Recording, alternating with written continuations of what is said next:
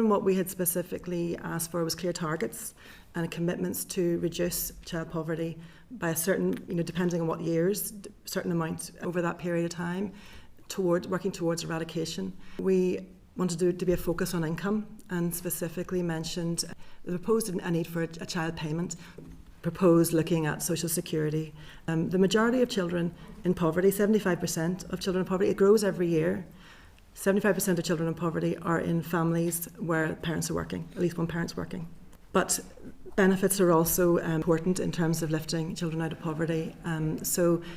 Two-child limit, mitigating the two-child limit and making social security a real safety net for families is another call.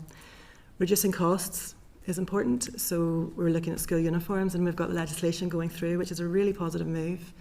Making sure that every child in poverty was eligible for free school meals. We've published some research which showed, as mentioned in the paper, showed that a large number of, quite a significant proportion of children in poverty aren't eligible for free school meals because their families aren't on benefits, aren't in receipt of any benefits. So we've proposed some changes to the measure there, but also looking at transport. How can we make sure that some of those costs associated with bringing up children can be reduced? Then also childcare was another call, which we've seen some changes recently. We need to make sure the childcare strategy, though, is delivering for people in poverty as well as making sure that it's in targeting there.